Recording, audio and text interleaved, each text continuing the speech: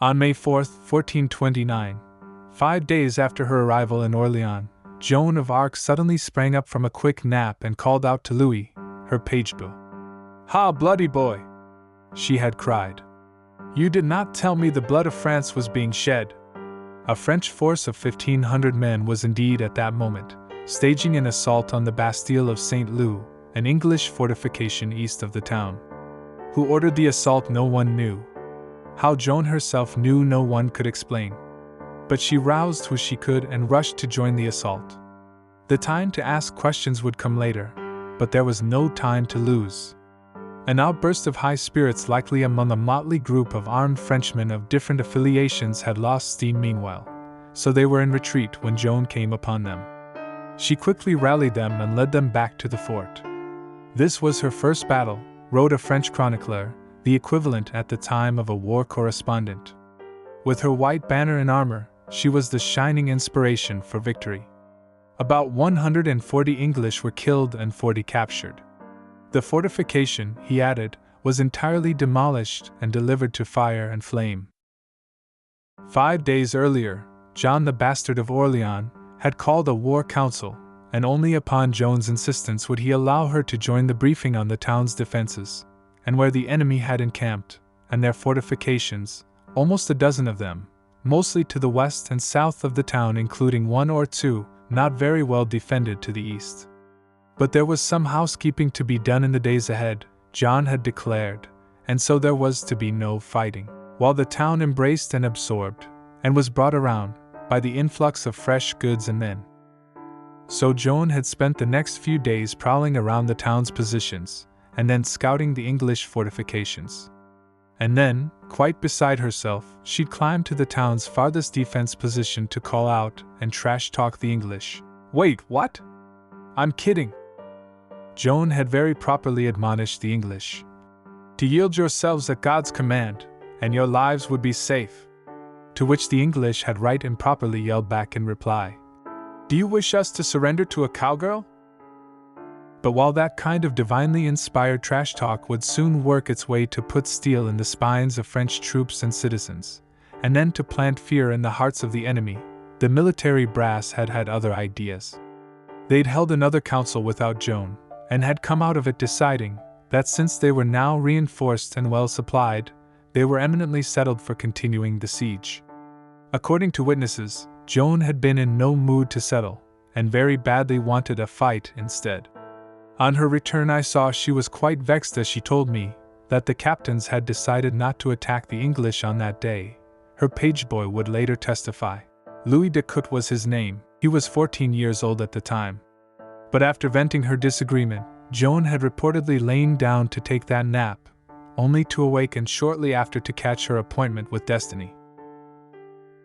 Almost 600 years have passed since Joan of Arc was condemned to death by ecclesiastical court on the 30th of May in 1429. But even with both official record and first-hand testimony, and the benefit of hindsight, 3 questions remain in the back of our heads today, about the legacy of a peasant girl who at the age of 17, presided over a grassroots uprising that yanked the French ruling class out of more than a decades-long defensive crouch, to throw caution and calculation to the wind, and then in the aftermath, stitched together a country with a unifying national identity. But was it really Joan of Arc, who could cook and spin and sew, but could neither read nor write, who stopped the English army from overrunning all of France? Joan herself protested, herself doubting if she could, when told, presumably by one she identified as St. Michael, "You must go to the aid of the King of France. It is you who shall give him back his kingdom," and then replying piteously, "But, my lord, I am only a poor girl. I cannot ride or lead armed men." Meanwhile, the bastard was bemused, but mighty pleased with the unexpected capture of the enemy fort. Wait. The descriptive bastard, if you must know, wasn't a pejorative in those days. It meant that his father, in his case the old Duke of Orleans, recognized him, and so he was legit part of the family. It meant that John was first cousin not only to the Crown Prince Charles, but also to the Duke, allied to the English, Philip of Burgundy. Yeah. It really was a medieval hot mess back then.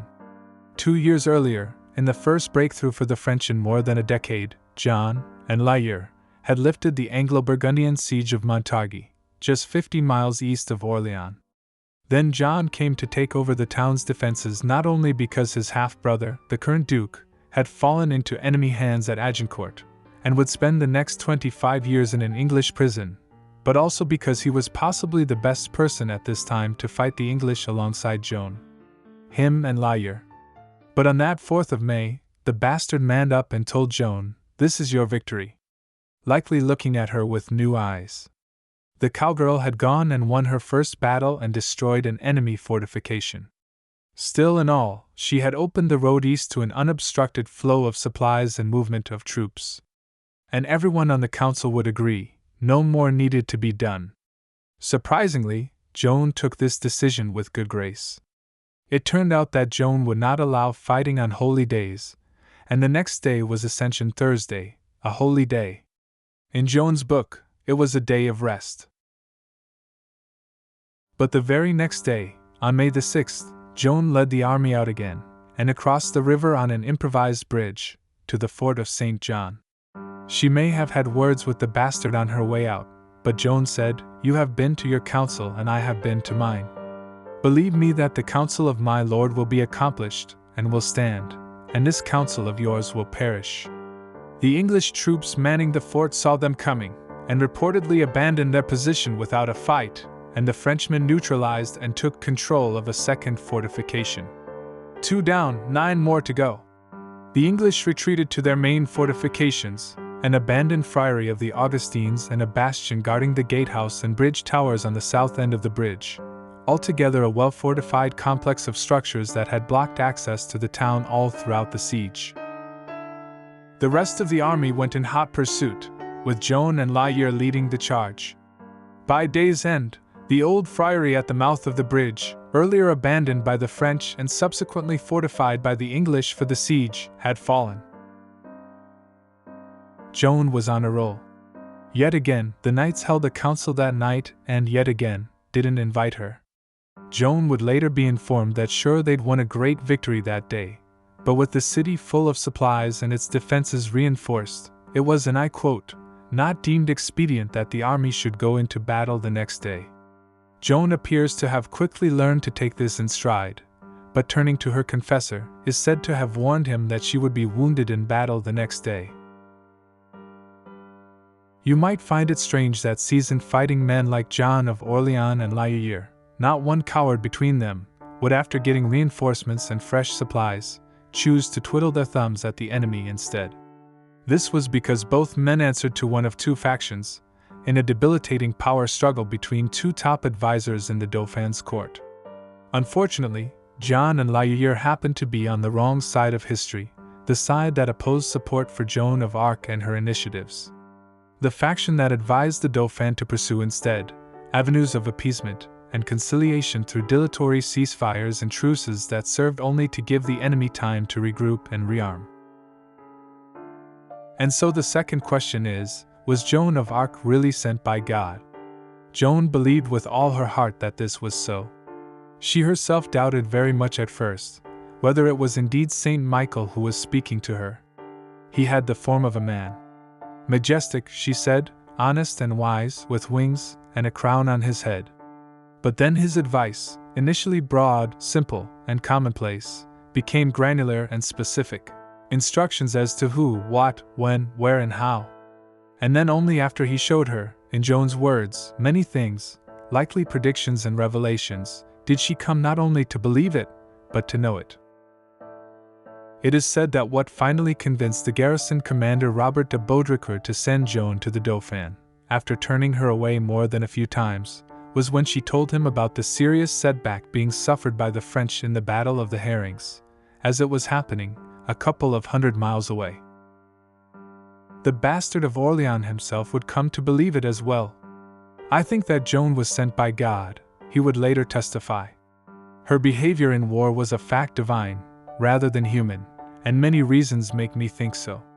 The Battle of Les Tourelles may have been one of the reasons." And so it came to pass that the storming of Les Tourelles, or the bridge tower complex, was a fierce pitched battle, as the French forces inched their way to a bastion guarding the turreted gatehouse. The stronghold was itself built to be well-nigh impenetrable, and even though they were greatly outnumbered, estimates ranged from 6 or even 8 to 1, the English had had months to lay out a punishing obstacle course with 7 defenses to be hurdled, comprising of 10-foot wooden stake fences, marshy 20-foot ditches, and finally a dry moat, also 20 feet deep and 35 across. All the foregoing before they could even begin to scale the 40-foot walls of the bastion, as all the while English arrows, bolts, and cannonballs rained upon them. Finally, the French assault, egged on by Joan, reached the moat. She was climbing one of the ladders, when a bolt from an English crossbow found its way 6 inches deep between her neck and shoulder. She was carried away from the battlefield, to English glee and every Frenchman's dismay. Soon after, Joan of Orleans ordered a retreat. The men had lost heart, their spirits flagging, as evening came. Joan, though wounded, is said to have pleaded with the bastard to wait a while as she rode off for half an hour, to be by herself in prayer. How she could get up and ride a horse no one could explain. All Joan would say was that St. Catherine took care of her. When she returned it was 9 o'clock in the evening. She roused the troops and led them back to the bastion, while the captains and knights, who had retired for the night, grumblingly scurried from behind to catch up. The bastard would later describe what he saw. Seizing her banner with both hands, Joan had placed herself on the edge of the escarpment facing the bastion. "Be not afraid," she'd said. "The English will have no more power over you." At sight of her, the English trembled. The bastard said.